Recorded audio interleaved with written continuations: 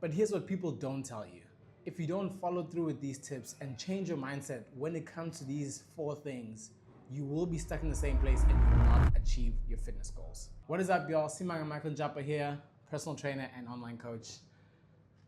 I'm back. I was away for a little while, but I'm back. As you can see, I am sporting my South African colors. World Cup fever has me, and I'm super excited. I hope everyone who is watching is good. Today, I want to talk about pitfalls that pertain to fitness in terms of exercise, but also pitfalls that pertain to diet. So things that you should avoid, mindsets you should avoid when it comes to exercise and diet, and why these types of things keep people stuck and not reaching their goals, and why you should listen to this video so that you can avoid them. Let's get into it. But number one is, if I can't do the full workout, I'm not gonna bother do the workout at all. And this is a typical pitfall, especially for the beginner. But the reason why this happens is because if you're someone who lives a busy lifestyle, you've got kids, you've got a very busy job, you've got stuff that you do over the weekend, and I'm not saying, I still think everyone has time for fitness. It's just about a matter of priorities. I've never bought into the I don't have time excuse, because it's just that, it's an excuse. But the reason why this is flawed is because the worst workout is the workout that you miss. So let's say you have a whole full body workout and it has 10 movements or whatever. If you can't do all 10 movements, do the best 5. For how much time that you have. By doing the workout, you've done the hard thing and you've given yourself momentum to continue to build the next time. Let's say your workout is on a Monday. If you skip that Monday now, you've already skipped a day. And when you skip a day, it becomes so much easier to skip another day and another day and another day. Before you know it, the whole week is gone. And then before you know it, the whole month is gone. And the whole half of the year is gone. And then you're like, I had these fitness goals, but for some reason, it's not coming true for me. And that's because you have an all or nothing mindset. So we need to fix that. Do what you can when you can. But with that being said, make it a priority. Move fitness up your ladder of priorities. Otherwise, things will not change. Pitfall number 2, also as it pertains to exercise, is I need to be motivated in order to train. I'm just going to keep waiting for the motivation and this light from the heavens to hit me. Yeah, that light's not coming, buddy. And even if it does, it comes and it goes very, very quickly. Especially if you're someone like who's a type of clients that I deal with, who are super busy, have super high stress jobs, have kids, you're not gonna feel motivated. And at the beginning, you probably won't feel motivated a lot. That's the truth most people won't tell you. At the beginning, you're probably not gonna feel motivated a lot of the time. You'll only start to feel maybe a little bit more of that motivation, maybe when you have friends that go to the gym with you, or other colleagues that go to the gym with you, or when you start to see results and you start to build that momentum. But at the beginning, you need to go to the gym tired. You need to go to the gym even when you don't feel like it. I always tell my clients, those are the days that matter the most. Anyone can go to the gym when they feel like it. That doesn't count. Yes, if you don't feel like it and you're super tired, you can alter the workout. But again, going back to my last point, skipping the workout is a complete no-no. So do not, try your best to not skip, okay?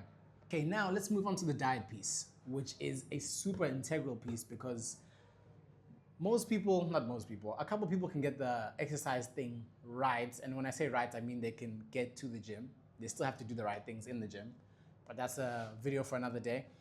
But now we're gonna talk about nutrition a little bit. And the biggest pitfall that I see, one of the biggest pitfalls, is an all or nothing mindset as pertains to, I had one bad meal, therefore my whole day is ruined. So screw it, I'm just gonna eat and do whatever I wanna do anyways, and I'm gonna start tomorrow. And tomorrow never comes, because you do it again, and you do it again.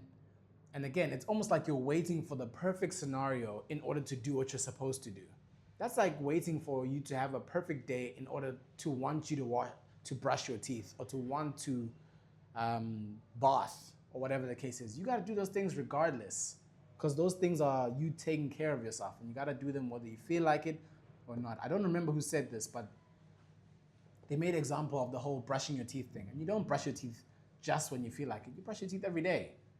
And that goes to self-care. You take care of yourself every day, and fitness is similar. You don't have to work out every day. That's not what I'm saying.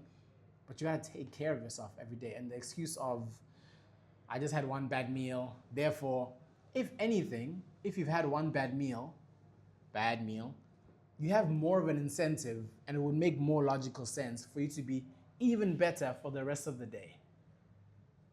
It's something called calorie banking that I do with my clients, where if they know they have an event or they know they're going out that day, and they're most probably gonna eat something that's not great, they either, if it's at the end of the day, they kind of do a little bit less in terms of their calories, still keep their protein high, but they keep their calories a little bit limited at the beginning of the day because they know that big meal later that's not ideal is coming. Or vice versa, if you know you're gonna have it at the beginning of the day, you have that meal that you're gonna have, so you can also satisfy that part of you, and you don't encounter too much diet fatigue, which is a real thing. And then for the rest of the day, you eat accordingly because you know you've probably done more in terms of your calorie intake for the day than you normally would. But I say that to say that the mindset isn't right, and there's always a plan to be made. But that whole, I just had a bad meal, therefore screw it, that 100% is gonna make you it's not gonna help you move towards your goals. Okay, so the best way to think about it is, I made a bad choice now.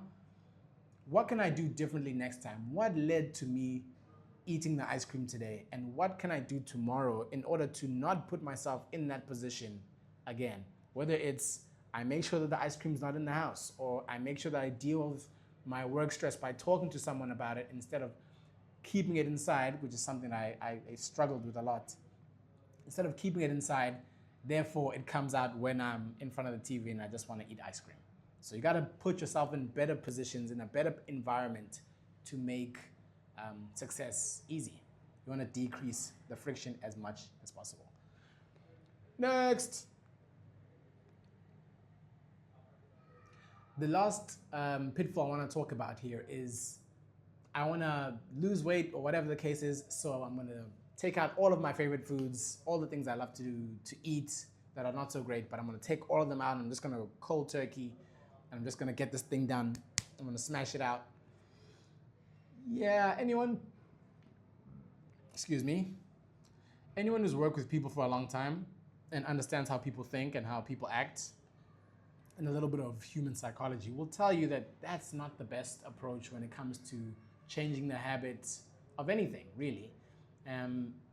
Because what happens with that is, you do it most of the time. What I see is people do it, and then maybe after a week or two, then they start seeing some of the water weight is gone because they're like, I've decreased my carbs, or I've done all this.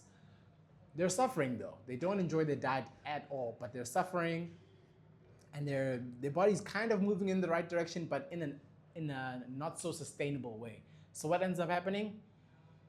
Whenever the wheel kind of comes off, and let's say for a normal person who's doing it the right way, if they were to come off the rail a little bit, then they get back on, which is what you're supposed to do, then you continue. And the accumulation of you doing that over time the right way leads to success. But when you do it this way, you'll do it right for a little bit, diet fatigue will smack you in the face, and then you're gonna go, wah!